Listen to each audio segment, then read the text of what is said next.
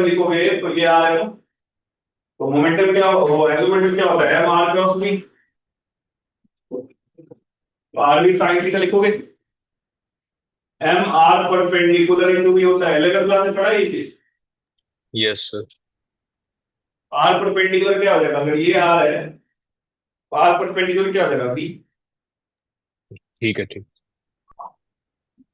तो ये आपका सेकेंड इक्वेशन, ये यहाँ पे put this value here, quadratic बनेगा। सो आप इक्वेशन लिख लो, वो सॉल्व कर लेंगे, डेटा गिवन रहेगा तो आसानी से क्वाड्रेटिक सॉल्व कर सकते हैं।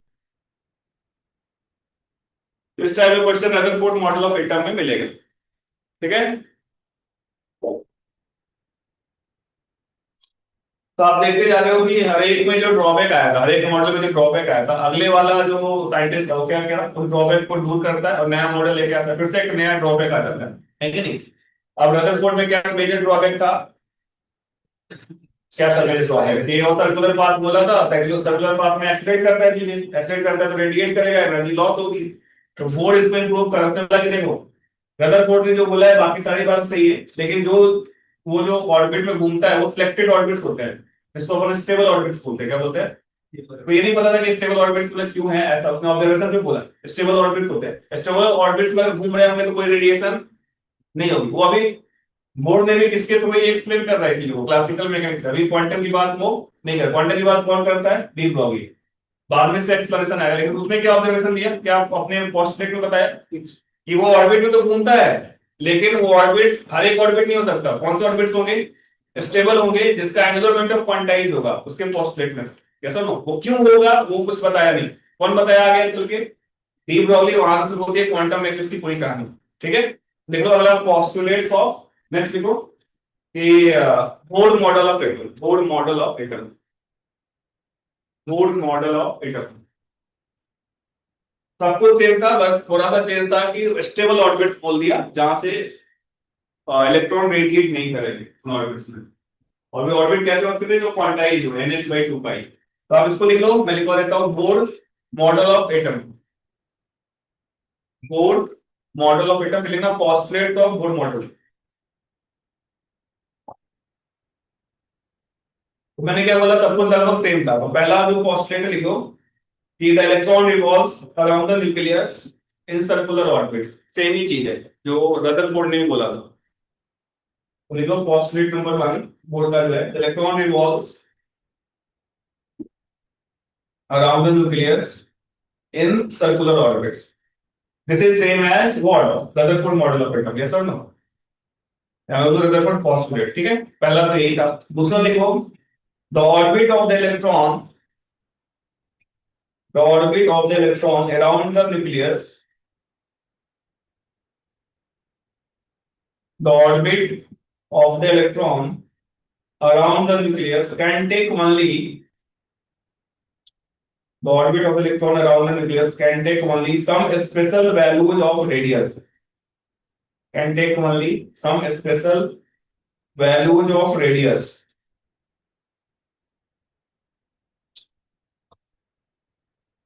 ठीक है, in this orbits, in this orbits के लिए बोर्ड वगैरह में पूछते हैं तो लिखना पूरा पड़ेगा। In this orbits the electron does not, in this orbits the electron, in this orbits the electron does not radiate energy. In this orbits the electron does not radiate energy. ठीक है, these orbits are called stationary orbits. These orbits are called stationary orbits. These orbits are called, क्या कहलाएगा वो, stationary orbits। ठीक है, इसलिए यहाँ पर यस और नो। नेक्स्ट लिख लो, थर्ड पोस्टुलेट लिख लो, सेकंड लिख लिया सबने, थर्ड लिखो। The energy of the electron has a, the energy of the electron has a definite value, energy of electron has a definite value, energy of electron has a definite value in a given stationery orbit, energy of the electron has a definite value in a given stationery orbit. ठीक है, the electron can jump from, the electron can jump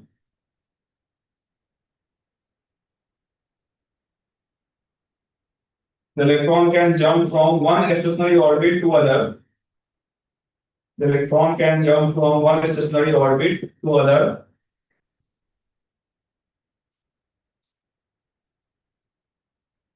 अगले चीज आगे लिखो, if it jumps from higher orbit of energy, if it jumps from higher orbit of energy E1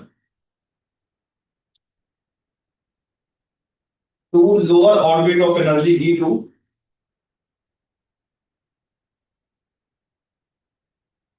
it emits a photon. It emits a photon of radiation. ये क्या given होगा, इसकी value कितनी होगी, E1 माइनस E2 बराबर क्या हो जाएगा, Hc by lambda. Hc by lambda ये थर्ड पोस्टुलेट था, ठीक है। फोटॉन कितना बनेगा, if it jumps from higher orbit to higher orbit of energy E1 to lower orbit of energy E2, it emits a photon of radiation E1 minus E2 बराबर क्या जाएगा, Hc by lambda, ठीक है। और जो चौथा है लास्ट पोस्टुलेट वो लिख लो, काम का है कि चौथा in stationary orbits the angular momentum of the electron in the stationary orbits the angular momentum of the electron about the nucleus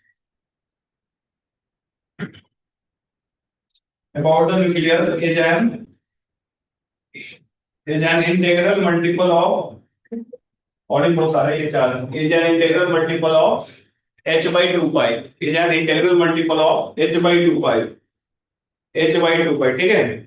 तो h by 2 pi तो लगभग जो रदरफोर्ड का था मॉडल उसके जितने पोस्टुलेट थे, न्यूक्लियर ऑर्बिट सारी बात उसमें भी गई थी। डिफरेंस क्या था बताओ, पहला डिफरेंस क्या था बताओ, केवल स्टेबल ऑर्बिट पे घूम सकते थे और स्टेबल ऑर्बिट्स कौन से होते थे, h/2 पाई का इंटीग्रल मल्टीपल हो। और दूसरा क्या था, एक ऑर्बिट से दूसरे ऑर्बिट में अगर जंप करता है तो क्या करता है, वो एनर्जी को रेडिएट करता है और उसकी वैल्यू कितनी होती है, hc बाई लैम्डा। क्लियर है चीज, ठीक है। अच्छा अबे इसने क्या बोला था पहला कि जो एंगुलर मोमेंटम होगा इस ऑर्बिट का एम्पियर वो किसके बराबर होगा, nh/2 पाई। इस पोस्टुलेट पे थोड़ा चर्चा करते हैं। बोर्ड ने इसके बारे में कुछ नहीं बताया कि ऐसा क्यों होता है, उसने बोला कि हाँ मेरे पोस्टुलेट में इस मॉडल के इस तरीके से होगा, ऐसा नो। आगे जाके डी ब्रॉगली ने क्या बोला था देखना ध्यान से, क्रोनोलॉजी को समझना आपका है ना। डी ब्रॉगली ने क्या बोला था, अभी मैंने आपको बताया डी ब्रॉगली क्या बोला था, पहला खत्म करा था, क्या बोला था कि जो भी मैटर होते हैं उसके अंदर क्या क्या होता है, इलेक्ट्रॉन प्रोटॉन से कौन सा नेचर डोमिनेट कर रहा था, क्वांटम वाला नेचर, यस और नो, वेव नेचर डोमिनेट कर रहा था। तो डी ब्रॉगली ने क्या बोला कि जो न्यूक्लियस है आपका है ना, इसके अंदर इलेक्ट्रॉन सर्कल में नहीं घूमता है, इसके चारों तरफ एक पूरी इस तरीके से क्लाउड होती है, इलेक्ट्रॉन क्लाउड है ना। इसके अंदर इलेक्ट्रॉन स्टैंडिंग वेव बनाता है इस तरीके से, स्टैंडिंग वेव समझते हो उसको, ये पढ़ा होगा फंडामेंटल फ्रीक्वेंसी वगैरह इस तरीके से पढ़ा है ये चीज। तो ये चारों तरफ एक स्टैंडिंग वेव के फॉर्म में होती है इस तरीके से, इस क्लाउड के अंदर इसको प्रोबेबिलिटी क्लाउड बोलते हैं, ठीक है। स्टैंडिंग वेव में ये घूम रहा होता है, रैंडम मोशन होता है इसका, ऐसा नहीं होता है सर्कुलर पाथ पे घूमना चाहिए, लेकिन ये रेडिएट नहीं करता है। सर्कुलर पाथ पे होता, क्लासिकल होता तो क्या करता है, वो रेडिएट करता, लेकिन ये कैसे घूम रहा होता है, रैंडम घूम रहा है, लेकिन कैसा बना रहा है, ये कैसा वेव बना रहा है, स्टेशनरी वेव के फॉर्म में घूम रहा होता है। स्टेशनरी वेव की एनर्जी क्या होती है, कांस्टेंट, पढ़ा हो, पढ़ा है ये चीज बराबर यार। ट्रैवलिंग वेव में क्या होता था, ट्रैवलिंग वेव और स्टैंडिंग वेव में क्या डिफरेंस है बताओ तुम, 11th का अभी बोर्ड का क्या वो मेंस का एग्जाम आ जाएगा। ट्रैवलिंग वेव और स्टैंडिंग वेव में मेजर डिफरेंस क्या है, ट्रैवलिंग वेव में एनर्जी का ट्रांसफर होता है, स्टैंडिंग वेव में क्या होता है, सभी पार्टिकल्स अपनी जगह पे ऑसिलेट करते हैं और नोड के थ्रू एनर्जी का ट्रांसफर नहीं होता। एनर्जी का ट्रांसफर कब होता था स्टैंडिंग वेव में, जैसे फंडामेंटल फ्रीक्वेंसी में है यार, फर्स्ट हार्मोनिक सेकंड हार्मोनिक, जब उसमें शिफ्ट होता है तो एनर्जी चेंज होती है, यस और नो। वैसे ही जब ये एक ऑर्बिट से दूसरे ऑर्बिट में जाएगा तो एनर्जी चेंज होगा, लेकिन एक में कोई चेंज नहीं होता, इसलिए वो रेडिएट नहीं करता। क्लियर है चीज। अब देखो, अब आपने स्टैंडिंग वेव में पढ़ा होगा कि जो जैसे मैं बोलूं एक पूरा सर्कल है, ये टोटल जैसे स्ट्रिंग होता था, स्ट्रिंग का लेंथ याद है, जैसे तुम फ्रीक्वेंसी निकालते थे तो यहाँ पे L बराबर N लेमडा लिखते थे, तो यहाँ पे ये लेंथ कितना होगा, अगर यार मैं बोलूँ कि इसका एवरेज रेडियस मान लो आर है, तो कितना होगा टोटल लेंथ 2 पाई आर। तो 2 पाई आर तो किसके बराबर होगा, एन लैम्डा के बराबर। और अकॉर्डिंग टू डी ब्रोगली ये लैम्डा को कैसे रिप्रेजेंट कर सकते हैं, याद है एम वी बराबर क्या लिखा था, एच बाई लैम्डा। तो लैम्डा का एच बाई एम वी, तो एच बाई क्या हो गया एम वी, इसको अरेंज करो तो क्या बन जाएगा, एम वी आर बराबर एन एच बाई 2 पाई। यहां से ये कॉन्सेप्ट आता है कि क्वांटम मैकेनिक्स से आता है कि क्यों रेडिएट नहीं करते थे। बोर्ड में कुछ नहीं होता है, बोर्ड में क्या होता है ऑर्बिट सर्कुलर ही होगा, लेकिन कुछ ऐसे पर्टिकुलर ऑर्बिट में घूमेगा जिसका एंगुलर मोमेंटम क्या होगा constant। बात समझ में आई है? लेकिन बाद में इसका एक्सप्रेशन कौन दिया, एक्सप्रेशन किसने दिया था, डी ब्रोगली ने। उसने क्या बोला, इलेक्ट्रॉन के अंदर कौन सा नेचर होता है, वेव नेचर। वो रैंडम मोशन कर रहा होता है, सर्कुलर पाथ में घूम नहीं रहा होता है। और ये जो फंक्शन होता है इसे कौन सा बोलते हैं, स्टैंडिंग वेव फंक्शन। बात समझ आ रही, लिखो इस चीज को, explanation of second postulate, second या थर्ड था, second postulate by de Broglie.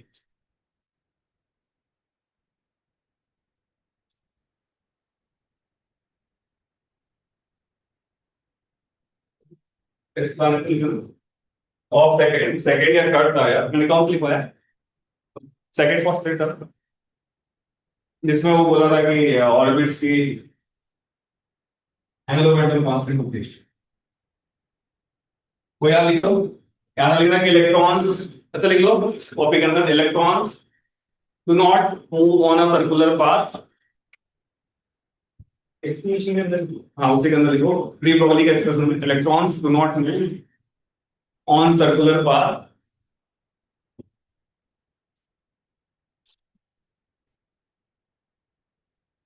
they they form a stationary wave function, they form a stationary wave function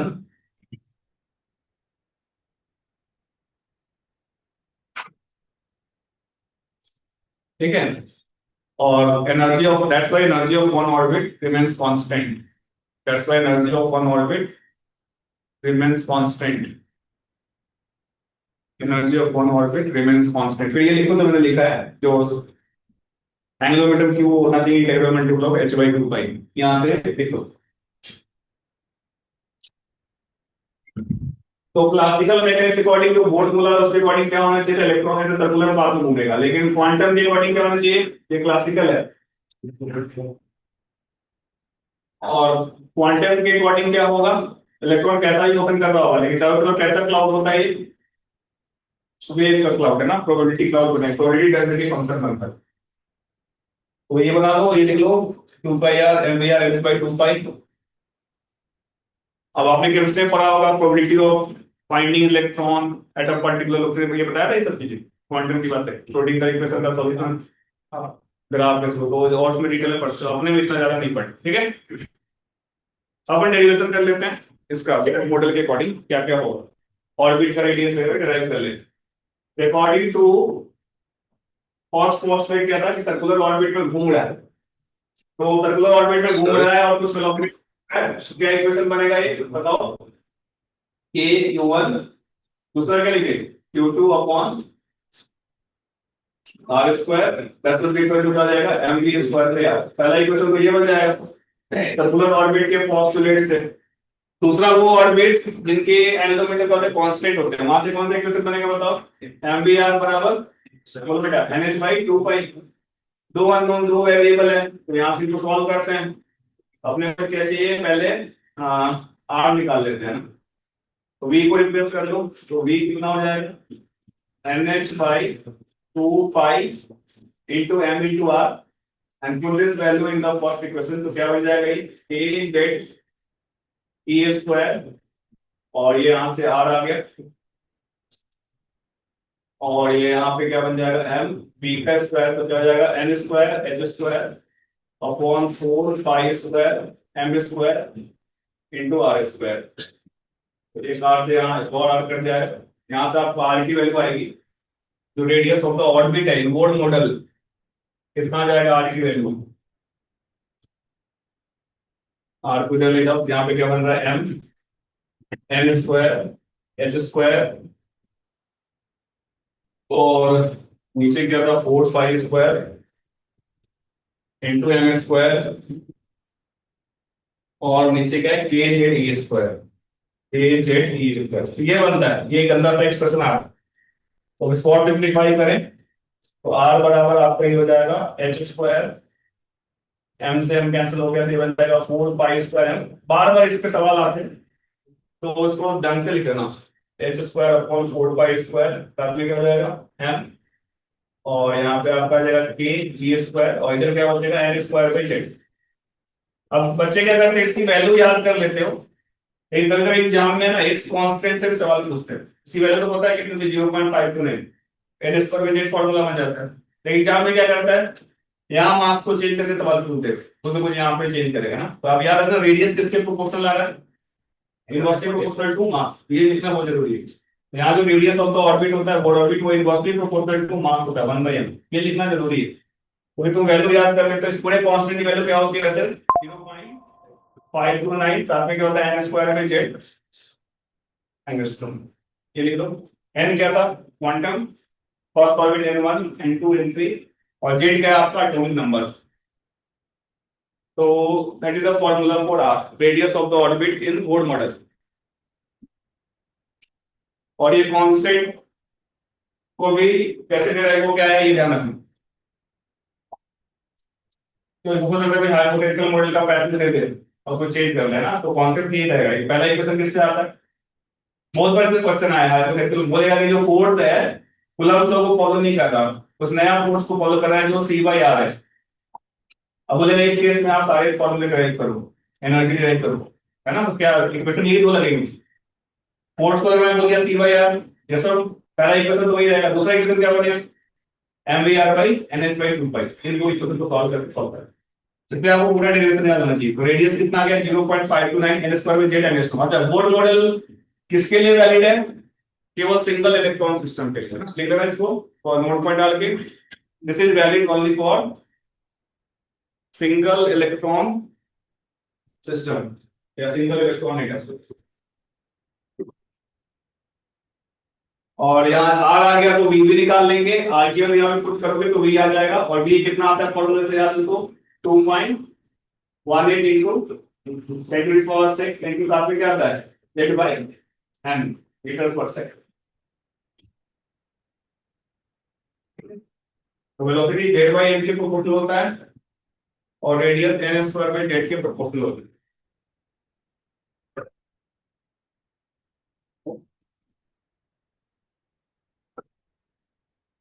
और क्या बताना है आप, क्या एनर्जी की बात कर लेते हैं, ये लिख लो फिर एनर्जी डिस्कस करते हैं।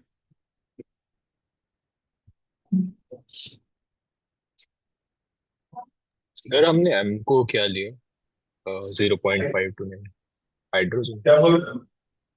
सर जो हाँ, एम को क्या लिया हमने जब उसको सिंप्लीफाई किया, मास यहाँ पे तो मास। मास है, तो ये पूरा कांस्टेंट है ना, एच की वैल्यू पता है, 4 पाई यस पता सर। है, एम पता है, ए इंटू ई स्क्वायर पता है ना, तो ये पूरा सॉल्व करके 0.529 आता है, ठीक है। ओके। तो ये वैल्यू आ गई आपके में। अगर एनर्जी की बात करें तो आप मुझसे बताओ काइनेटिक एनर्जी कितना होगा, कितना होगा इलेक्ट्रॉन का, वहां से देखो एम डी एस पर यार आर यहाँ आ जाएगा, हाफ से मल्टीप्लाई कर दो कितना आ जाएगा, k Z E square by 2 r, नहीं क्या लिखा है मैंने, k Z E square by 2 r, यही आएगा फिर। अच्छा पोटेंशियल एनर्जी कितना होगा, बोलो बोलो यार, के Q1 Q2 का यार होता है, के Q1 Q2 ई माइनस के साथ है अपॉन क्या हो गया आर, तो टोटल एनर्जी क्या होगा, दोनों को ऐड कर दो तो K Z E square by 2 R minus K Z E square by R, कितना मिलेगा सॉल्व करके, minus K Z E square by 2 are.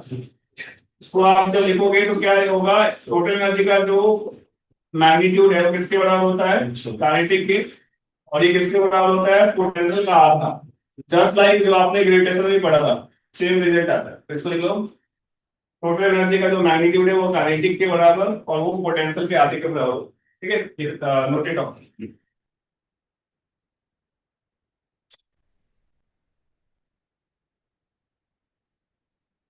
लिख लो, इससे पे ढेर सारे क्वेश्चंस मिलेंगे आपको, है ना।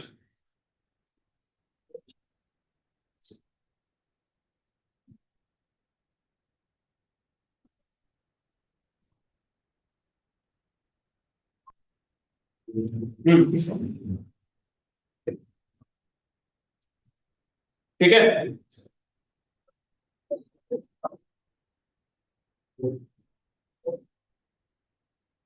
ये जो वैल्यू होती है इसमें अगर आप आर की वैल्यू पुट करोगे तो किसके बराबर आती है मतलब पढ़ो फिर को माइनस तो कुछ पढ़ा तो 13.6 z square by n square z square by n square 13.6 z square by n square इतना टोटल एनर्जी है ना। अच्छा यहाँ पे नेगेटिव एनर्जी का क्या मतलब है इलेक्ट्रॉन की टोटल एनर्जी नेगेटिव आ रही है क्या मतलब है एनर्जी नेगेटिव का क्या मतलब है नेगेटिव है इसका मतलब क्या होगा वो मजबूर होगा चक्कर काटने के लिए वैसा होगा दैट इज बाउंडेड होता है ना जैसे आप उसको आयोनाइजर एनर्जी देते हो इतनी इतना अमाउंट ऑफ एनर्जी दे दो वो फ्री हो जाएगा है ना। तो यहाँ पे लिखना कि नेगेटिव एनर्जी का क्या मतलब है due to negative energy electrons are bounded to the nucleus due to negative energy electrons are bounded to the nucleus due to negative energy electrons are bounded to the nucleus. इस chapter में ज्यादा कुछ करने का है नहीं बस calculation करते रहो दो चार फॉर्मूले दिमाग में रखो आराम से सवाल सॉल्व कर लो लेकिन सवाल सॉल्व करते समय यूनिट का ध्यान रखना है ठीक है। तो ये आ गया आपका -13.3 z square by n square तो अगर मैं आपको लिख लिया तुमने फॉर्मूला लिख रहे सब आपने डिराइव पहले लिख दिया हो। नेक्स्ट आप लिखो इसमें क्वेश्चन कर लो कि फाइंड आउट ये रिजल्ट आपको याद रखना है find out energy of ground state n बराबर 1 को क्या बोलते हैं ग्राउंड स्टेट ना find out energy of ground state first excited state second excited state and third excited state of electron moving in hydrogen atom of electron moving in hydrogen atom इसके result आपको ध्यान रखना है क्योंकि ये हो सकता है सवाल सॉल्व करते वक्त ये रिजल्ट याद हो तो कैलकुलेशन फास्ट हो जाएगा ना।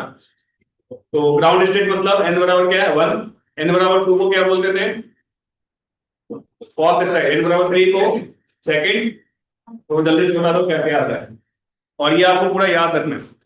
याद क्यों रखना है क्योंकि बहुत सारे क्वेश्चन इस पे डायरेक्टली आए जल्दी बता दो क्या क्या है फॉर्मूला कौन सा लगाओगे -13.6 z square by n square वहां जेड की वैल्यू 1 रखो एन की वैल्यू चेंज करते जाओ और बताओ क्या क्या है। ग्राउंड स्टेट का मतलब n बराबर 1 फर्स्ट एक्साइटेड स्टेट का मतलब n बराबर 2 हाँ ग्राउंड स्टेट कितना होता है एनर्जी -13.6 फर्स्ट का क्या होता है पढ़ा भैया -3.4 बहुत बढ़िया और उसका -1.51 और लास्ट वाले का -0.85 ये होता है ना। अच्छा इधर देखो ये गैप भी आपको याद रखना है पहला वाला गैप 10.2 आता है कितना आता है 10.2 इलेक्ट्रॉन वोल्ट और पहला तीसरा गैप कितना आता है बताओ याद है तुम लोग कुछ केमिस्ट्री में याद करती क्या है जरूरत नहीं पड़ती अभी क्वेश्चन कराऊंगा उसमें आएगा डायरेक्टली 12.09 आप फॉर्मूले से निकालते हो ना रिडबर्ग वाले 1 by lambda RC 1 by 10 c square में 1 बाय एन स्क्वायर तो उसमें बार बार वैल्यू करना पड़ेगा ये याद तो आप डायरेक्ट कर सकते हो जैसे आपको बोलेगा कि 2 से 1 में आ रहा है तो 10.2 हो गया अगर मैं बोलूंगा हीलियम के लिए आ रहा है तो 10.2 जेड स्क्वायर हो जाएगा डायरेक्ट आंसर निकाल सकते हो। इसका गैप का कितना होता है वैल्यू 12.09 पहले और तीसरे के गैप का कितना होता है वैल्यू 12.75 ये तीनों याद रखो कैलकुलेशन फास्ट हो जाएगा। सबको अगर फॉर्मूले से सॉल्व करने जाओगे एग्जाम में तो हो सकता है टाइम टेकिंग और गड़बड़ होने के चांसेस है ये याद रखोगे तो फास्ट हो जाएगी। तो पहला ग्राउंड स्टेट और फास्ट के बीच में जो एनर्जी डिफरेंस होता है 10.2 का होता है पहला और तीसरे के बीच में जो गैप होता है 12.09 का होता है पहला और चौथे के बीच में गैप 12.75 होता है ये बिल्कुल याद रखना है। अभी मैं एक सवाल दूंगा आपको समझ में आएगा कि इसको याद रखना क्यों जरूरी है।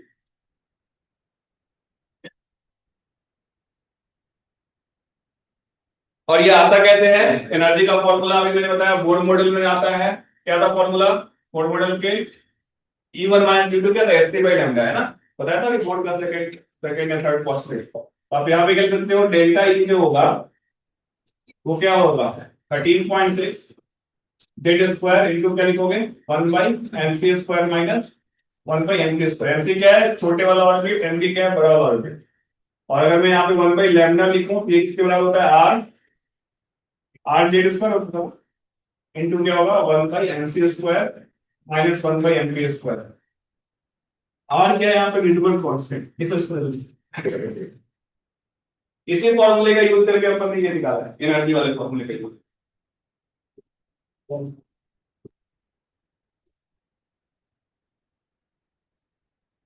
एनसीएनपी क्या है, एनसी मतलब लोअर ऑर्बिट, एनपी मतलब जो ग्रेटर ऑर्बिट है। 3 से 2 में आ रहा है, एनसी 2 हो जाएगा, एनपी 3 हो जाएगा। दो माइनस क्या है कहां पे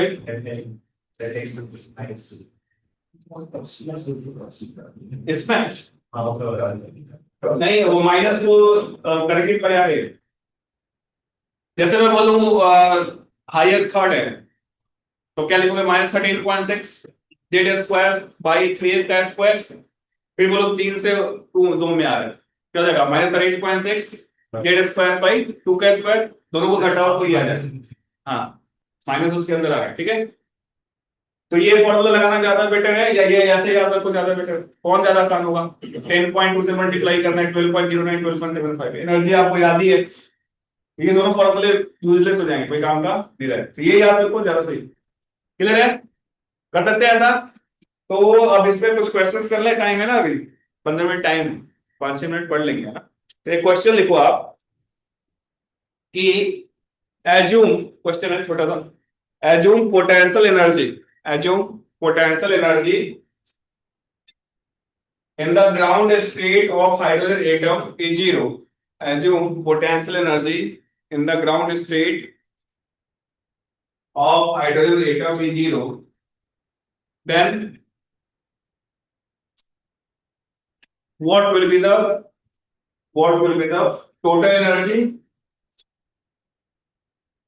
kinetic energy and potential energy, total energy, kinetic energy and potential energy of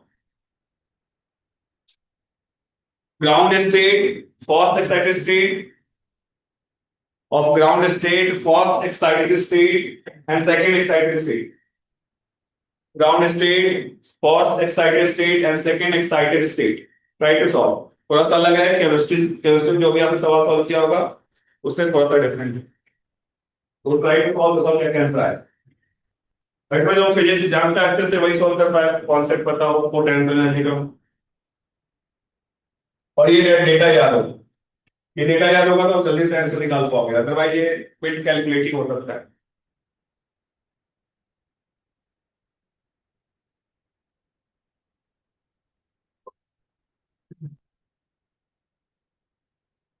total समझ में आया है? पोटेंशियल एनर्जी को कहीं भी एक पॉइंट पे जीरो मान सकते हैं, यस और no. Potential energy at a point depends on the reference, but क्या रेफरेंस पे डिपेंड नहीं करता है, potential energy difference does not depend on the reference point, यही कॉन्सेप्ट लगाना।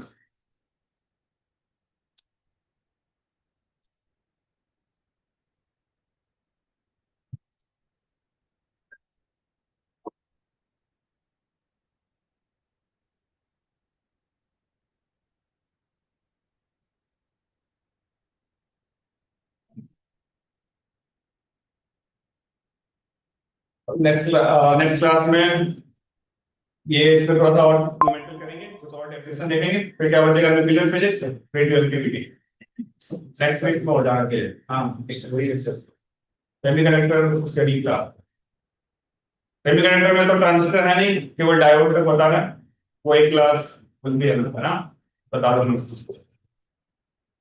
और जो तुम्हारा क्या होता है एक्सपेरिमेंटल वगैरह कुछ है वो बीच में चला दूंगा एक्स्ट्रा क्लास पे। एक्स्ट्रा क्लास क्या है तुम आओगे तो कुछ एग्जाम वगैरह नहीं है अभी? अभी चंदो का डमी स्कूल नहीं है क्या सब? डमी स्कूल का कॉन्सेप्ट करना लगा भी है क्या अभी? कोई बात नहीं, तो वो तो गया, तुम अभी छोटे से दे सकते हो 95%, 95 क्या 96% टेस्ट हुआ है क्या अभी कोई आसपास? हाँ 15 हुआ है, क्या क्या आ रहा है उसमें? पूरा सिलेबस आ रहा है? मैकेनिक्स मैकेनिक्स का ना कोई लेना देना है। चलो बताओ इसमें क्या क्या है। अच्छा वे ऑफिस का डिस्कशन भी रहता है ना, मॉडर्न फिजिक्स का दोनों का एक ही क्लास में करेंगे, ठीक है। कितना आएगा, हमने ग्राउंड स्टेट पे क्या मान लिया, जीरो। तो बाकी एनर्जी क्या क्या होंगी बताओ। फिर वो रिलेशन से सॉल्व कर सकते हैं। क्या बोल रहे हो। Total energy twice potential energy का। हाँ टोटल एनर्जी जो होता है काइनेटिक एनर्जी के बराबर और पोटेंशियल के मैग्नीट्यूड के आधे के बराबर होता है। क्या क्या जैसे अपने में जैसे यहाँ पे मार्क किया हुआ है ना, वैसे ही बताना है इस केस में पहले वाले में कितनी एनर्जी पड़ी, दूसरे में कितनी हुई, तीसरे में कितनी हुई। इसमें हमने एज्यूम कर लिया जीरो। क्या होना चाहिए बता, आगे तो मार्क पोटेंशियल हमने ग्राउंड एनर्जी में जीरो कम कर लिया। अभी जो डेटा बता रहा था इसी का यूज करके बता रहा। चलो इसे बताओ, कोई चीज रिवॉल्व कर रही है, पोटेंशियल एनर्जी तो रेफरेंस पे डिपेंड करेगा, कौन सा फैक्टर है जो रेफरेंस पे डिपेंड नहीं करेगा। अरे अगर मान लो v से मूव कर रहा है तो काइनेटिक एनर्जी में कोई चेंज आएगा क्या? तो उसको कोई मतलब रेफरेंस से नहीं। तो पोटेंशियल का आपने जीरो मान लिया तो काइनेटिक तो वही आएगा जो पहले वाला था। इसमें कितना होगा काइनेटिक, 13.66, ठीक होगा ना। तो 13.6 इसका हो गया काइनेटिक एनर्जी, और टोटल क्या इसके बराबर ही होगा, दोनों को ऐड कर दो तो टोटल होगा क्या 13.6, ये सबका आता है क्या। अच्छा देखो डिफरेंस तो सेम ही रहेगा जो पहले वाला है, पोटेंशियल का डिफरेंस रेफरेंस पे डिपेंड, याद है जीरो प्लस डेल्टा के कर दे करंट वाले में। और हमने यहाँ पे जीरो माना है तो इसमें कितना होता है पोटेंशियल, निकाल सकते हैं कितना डिफरेंस होता था पोटेंशियल का, 20.4। पोटेंशियल क्या होता है, टोटल एनर्जी का डिफरेंस का ट्वाइस होगा ना, तो 10.2 का 20.4।